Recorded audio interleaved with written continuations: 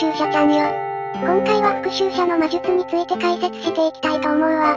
手に入れやすい奇跡のつぶて、杖固定で汎用性の高く優秀と言われる遠距離魔術の重力弾、滅びの優勢、音量予備。これらを復習者の各レベルでの FP 効率、DPS を検証し、呪霊予備の鈴や雷の槍とも比較しながら有用性を見ていくわ。砕け散る結晶は間違いなく強いだろうけどダメージのブレで検証が面倒だったから今回は省いたわ。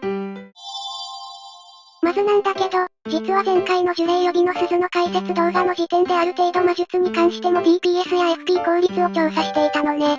その数値がこれ。これを見て奇跡のつぶてってこんな強いの？ FP 効率はわかるけど DPS が滅びの優勢とそんなに変わらない？って思ったんだけどさすがに直感的な強さと違いすぎて検証方法を見直さざるを得なかったわ。見直した結果、今回は新たにスタミナ消費を考慮した DPS を測定したわ。まず単純に各攻撃の各レベルでのダメージを測定。その結果がこれね。今回は武器のレアリテは全てレアに統一。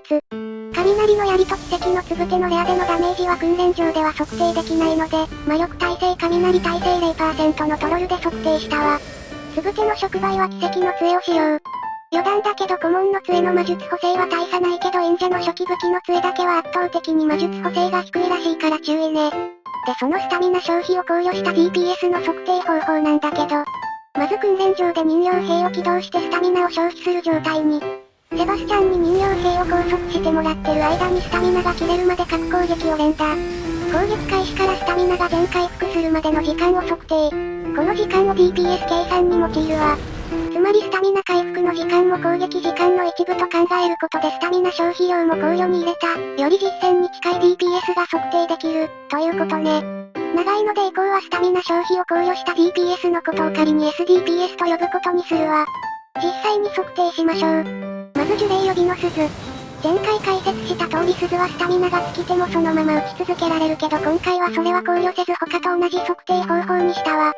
次は雷の槍。雷の槍ため。奇跡のつぶて。重力弾、なんだけどこれはスタミナ消費しても栄翔中に丸々回復するのよね。スタミナを考慮しなくていいから SDPS は単純な DPS とほぼ等しくなるわね。余談だけどためなし重力弾の栄翔中スタミナ回復量はなんと消費量を少しだけ上回ってるわ。スタミナ全消費してから重力弾連打してみたら連打してるのに少しずつスタミナが回復していくのよね。次、重力弾ため。こっちは少しだけスタミナ消費の方が多いわ。滅びの優勢。これも重力弾ほどではないにしろスタミナ回復してるわね。ちょうど消費量の半分くらいかしら。回復分込みならつぶてよりスタミナ消費が少ないことになるわ。次、滅びの優勢ため。ためだと栄翔中スタミナ回復量は3分の1程度。音量予備。これも消費量の半分程度回復。もともとが消費量少ないからかなりの回数連打できるわ。音量予備ため。こっちのスタミナ回復量は半分より少し少ない程度。というわけで全部を表にしたものがこれ。多少の誤差は許してね。復習者の技量は C だから栄翔速度の差による違いは本当にわずかだけみたいね。そして各々受けた攻撃の回数がこれ。SDPS はダメージ。かける回数。割る時間。なので実際に計算したものがこれよ。この表なら結構体感的な強さと一致するんじゃないかしら。滅びの流星の強さが際立ってるわね。栄翔中にスタミナ回復しない雷の槍、奇跡のつぶてが最初に見た単純 DPS の数値。これよりもかなり数字を落としてるわ。呪霊予備の鈴から見て比較してみましょう。雷の槍は通常ならレベル10程度、ためならレベル8と同程度の SDPS。奇跡のつぶてはレベル12でもまだ鈴の方が上ね。これらは全部レアに強化した上での数値ということをお忘れなく。重力弾、滅びの優勢、音量予備はレベル8の時点でほぼ鈴を上回ってるわね。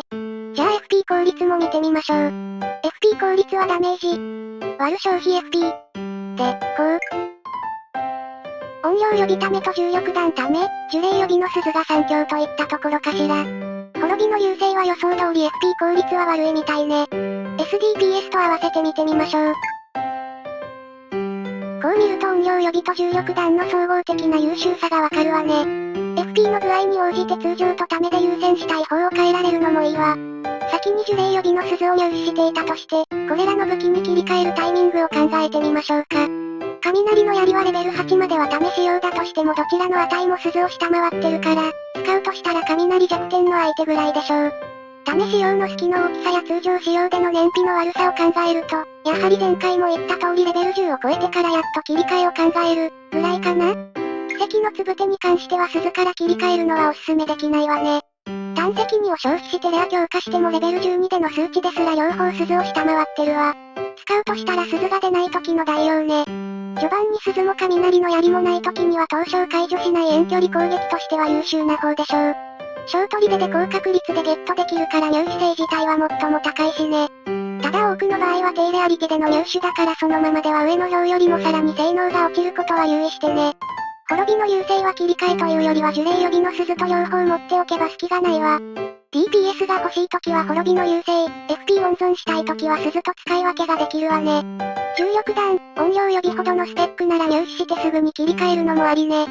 ただしもちろんこれらは武器枠を一つ使うわ。3日目までメインウェポンにするわけじゃないなら別の武器に変えたい時のための保険として鈴をしばらく保持しておくのもいいでしょう。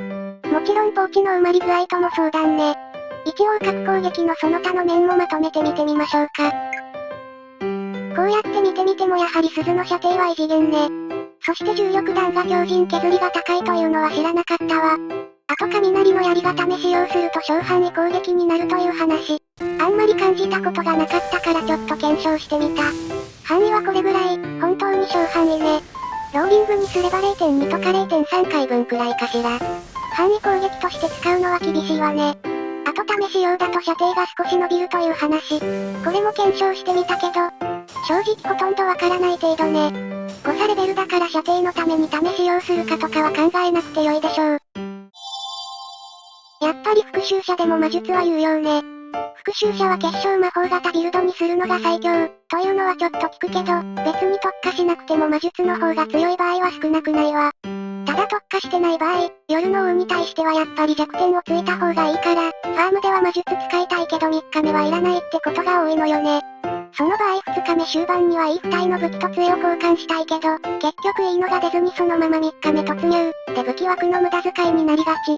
特に私は聖員3つで FP 上昇の異物を愛用してるし、呪詛も回復も保持するタイプだから杖をメインウェポンにすると本当に枠がカツカツになるのよね。そういうところも私が鈴を重用する理由でもあるわ。というわけで以上、魔術と呪霊予備の鈴の比較検証でした。今日から魔術使う復讐者ちゃんも増えるかもだけどごめんね。気になったからつい検証しちゃったけど私は検証系動画投稿者じゃないし検証も好きじゃないからもう二度と検証なんてしないからね。本当よ。それじゃあご視聴感謝。